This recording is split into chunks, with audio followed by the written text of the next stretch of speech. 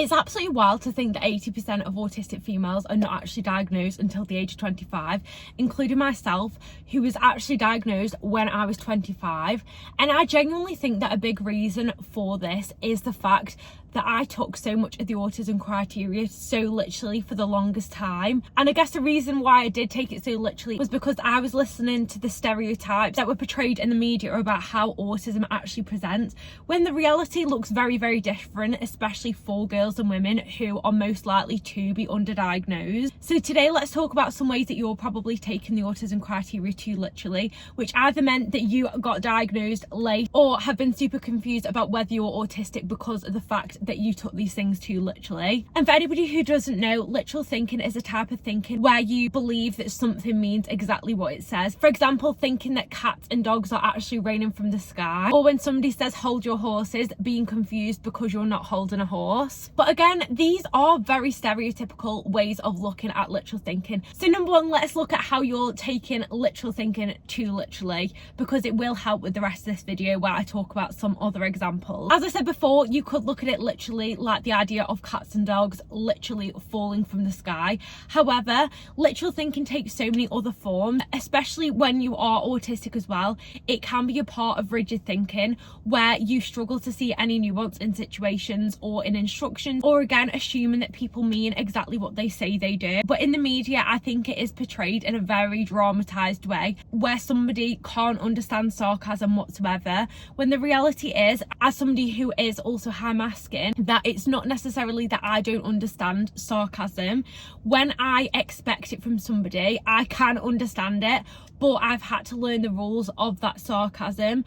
For example, if there's somebody who I know who's really, really jokey or isn't a very serious person, I will have a set rule in my head where I will expect that sarcasm from that person. Whereas if it was somebody that was a little bit more serious, because I wouldn't expect to hear that sarcasm from them, I would be very, very confused if they were sarcastic with me. Like, I've had this so many times where a teacher at school has been sarcastic and I've taken what they've said at face value rather than understanding that they were in fact joking, because I just did not expect that as a rule from a teacher. Another way that you can look at literal thinking as well is when it comes to instructions, which for me is also a big thing. I always laugh because there was a time once when my partner said to me, Ellie, put the cheese in the pasta, and I took his instructions too literally and literally dropped this block of cheese into the pasta. I couldn't read between the lines of the fact that he meant to get a grater, grate the cheese in, and then the cheese would be in the pasta. But instead, as I say, I took that instruction too literally.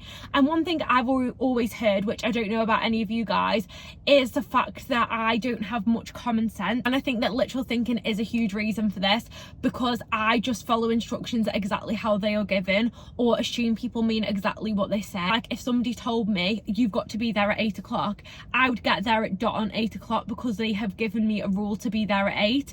And then I'd be really confused when they got there at like 8:05 or 8:10, and I'd get really annoyed with people because I'd be like, you were so rude, like, why didn't you tell me that you meant 8:10, when really they just meant roughly 8 o'clock, which I still struggle with to this day, and time is one of the biggest triggers for me when I go out and about, because I never actually know whether people are going to turn up on time or not. If you've got any other examples of literal thinking, let me know. But I was also thinking maybe I could do a full video just talking about literal thinking, because I could talk about so many different examples. Okay, moving on to number 2, social issues. So again, a lot of people take this too literally, which I'm going to say this word a lot in this video, so I'm really, really sorry in advance. But when it comes to social issues, people look at things like being able to make friends, and you hear that all the time as being a social difficulty where people are unable to make friends, and assume that maybe you can't socialize at all and that you are completely socially inept and you can't possibly have any friends. But again, this is something that I took way too literally. Before I got diagnosed, I would hear this all the time, and then I would think, oh, but I can make friends, rather than looking at my bigger pattern of friendships. Because from a young age, my parents, especially my mum, had to actually teach me how to socialise, and it's only as I've got older and older where I've actually been able to function in a social situation. When I was little, I did not know how to talk to children. My mum had to send me to a drama class to teach me how to talk to other people, and I was ridiculously shy at school, but my parents just thought it was just that. And my mum used to have to sit me down and say to me, Ellie, when somebody says this, you say this, and then you say that. And I would come home crying every day and say to her, like, why can't I make any friends? And she'd be like, oh, just smile. If you smile, like, they'll want to be friends with you. So I used to just walk around like this. Like, I think I'm quite guilty of this even now. I would walk around all day like smiling like this, thinking that all of a sudden people will be my friends. So I learned them social rules from a young age, and even though I knew them social rules, it didn't mean that I could keep them friendships. So again, when my mum would give me them rules, basically I would then put them into social interactions and be like, oh, I'll ask them this question, or I'll ask them that question, or we've got the shared interest, so I'm going to ask them loads of questions about that, which was fine on kind of a surface level when it came to friendships. But then as them friendships got deeper and more complex, I would just always seem to argue with people, or I would seem to offend them even though I didn't know what I'd even done wrong, or I would ask them like inappropriate questions. Like, I had a friend once, I shouldn't laugh really, I had a friend once who always used to joke about the fact that her parents were going to get a divorce, and she'd be like, oh yeah, my parents hate each other, they're getting divorced, ha ha ha ha. And I just saw it as a joke. And then one day she came in and said that her parents were in fact getting a divorce, and I asked her, I was like, let's say Becky, I'm not going to say her real name, Becky, is it true that your parents are actually getting a divorce? Like, are they actually getting a divorce? And then for about a month or two, that friend and that friendship group didn't talk to me because they thought I was being really insensitive and really mean, when really I just didn't understand the nuance of the fact that in that prior situation where she always used to joke about it, it was probably because her parents were having an issue and she was trying to just laugh it off. Whereas for me, I just did not understand that that was no longer a joke. I would just always have situations like that where I would seem to offend people even though I didn't understand what I ever did wrong. When it comes to those social situations, I would just always talk about myself, or I wouldn't understand that I need to ask people questions about them. So even though I managed to get them to like me in the first place, them continuing to like me just did not happen. And the same with if the social situation changed or the circumstance of that situation changed. Like, if I saw a friend outside of school instead of in school, I wouldn't know how to adapt that social interaction, which is a huge part of autism. So when it comes to the autism criteria, I've done so much research on this. The autism criteria comes in criteria A and criteria B. So there's 3 parts of criteria A, and they all fall under different parts of social interactions. So you've got criteria A1, which is about social approach in individual interactions. You've got criteria A2, which covers non-verbal communication, including eye contact, which I will go into in a little bit more detail in the next part. And criteria A3 is about forming and maintaining long-term relationships, so not just individual social interactions. And to be honest with you, I took every single part of this criteria too literally before I actually started to get real life examples of how this presented, which is why I'm super excited to be sharing with you the autism diagnostic guide that I created. It's already helped so many of you guys who are on your autism journey to understand your autistic traits more. So when I was first starting my own journey back in 2023, I basically created a spreadsheet breaking down the criteria into categories, and then I listed all of the examples from my own life of my autistic traits.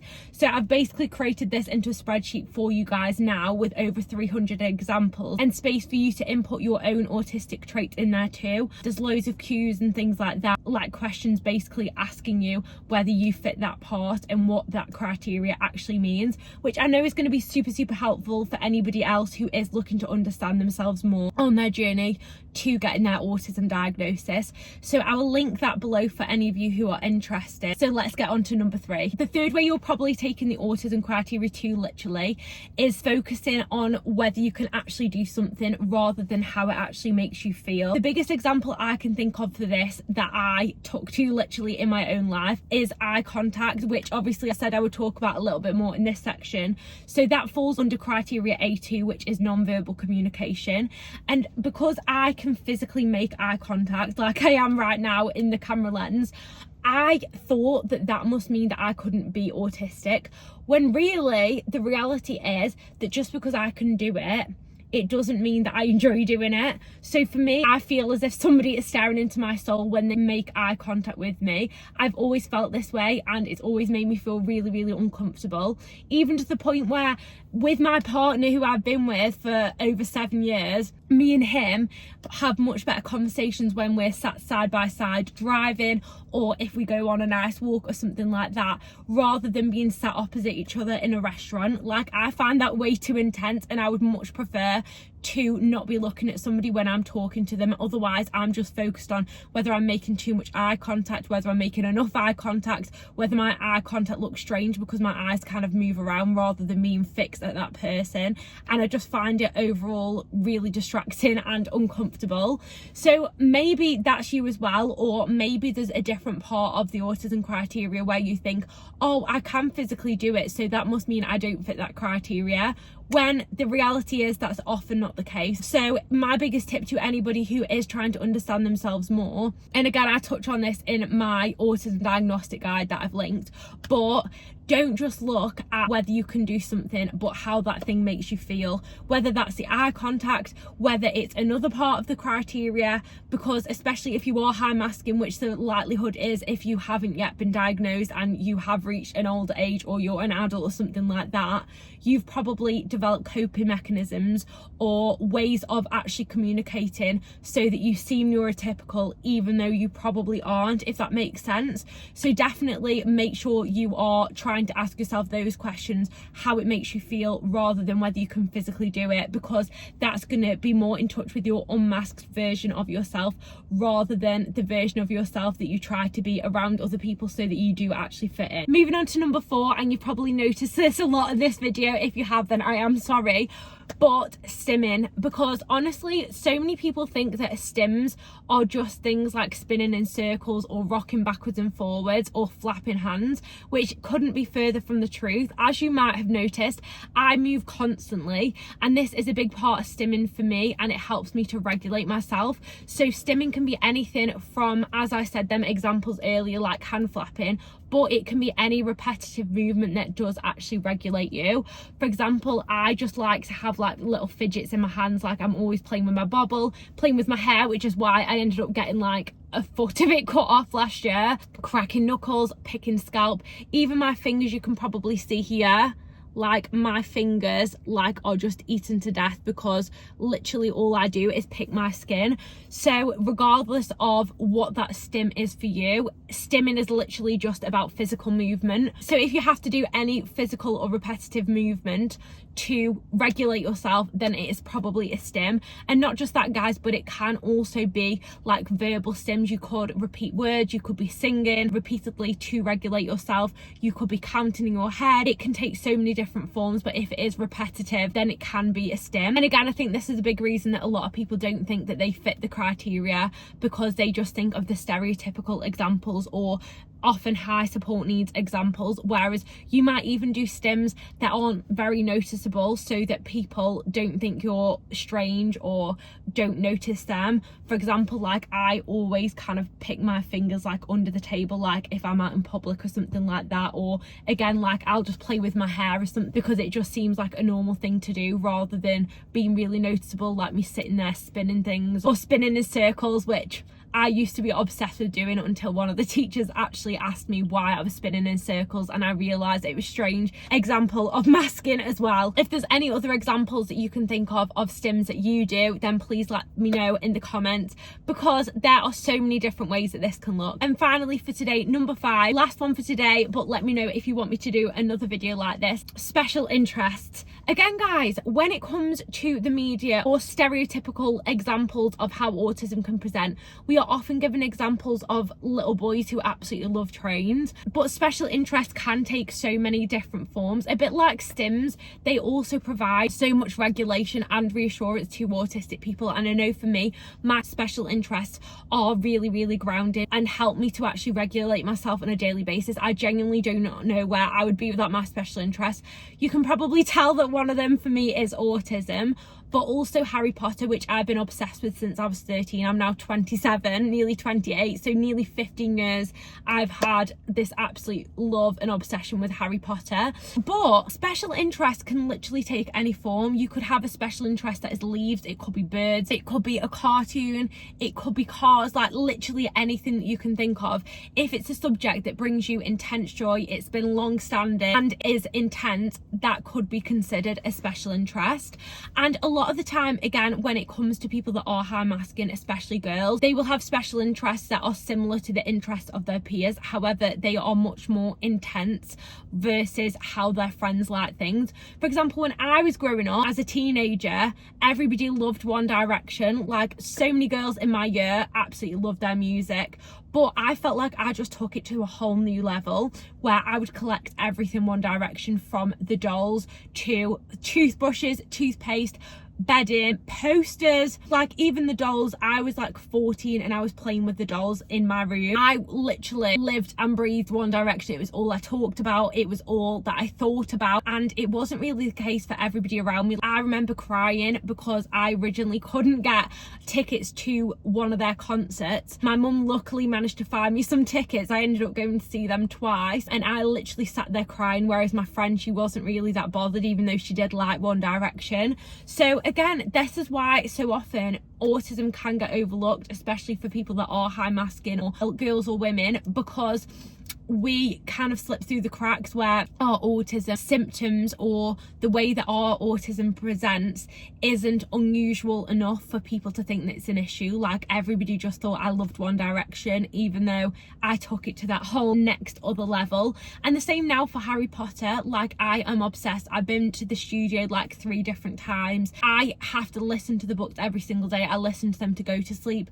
I've reread the books so many times I can't even count, and if I'm not reading the books, I am watching theories on YouTube to do with Harry Potter. It's basically something that's been a part of my life for so long. And again, this might reign true for you, maybe with something else, maybe with Harry Potter, maybe One Direction like me, but it doesn't have to be the same as other people's special interests. So again, guys, maybe you have taken the criteria too literally, or maybe you've thought, because my autism doesn't present in the way that other people's autism does, that must mean that I can't be autistic. But that's definitely not true. And I think the important thing to remember as well is that autism is a spectrum. And the spectrum doesn't mean that you are more or less autistic than other people. It literally just means that your autism can present differently to how theirs does. So I really hope that this video has been helpful for you guys. If it has, I would absolutely love it if you did subscribe to my channel. I haven't posted it in so long, like almost a year. However, I have set a resolution this year where I am going to be posting every week. And I hope you guys like this a bit more chilled version of my posts as well, because before I was putting so much pressure on myself to make them like studio lighting and be doing constant b-roll, having something on the screen. But for me, that just wasn't sustainable, because I was just burning myself out rather than just talking about my special interest and trying to help other people who are going through the same thing that I was a few years ago. So again, guys, please make sure that you subscribe if you have watched this until the end, and if this has been helpful for you, and I will be back next time with another video. Bye.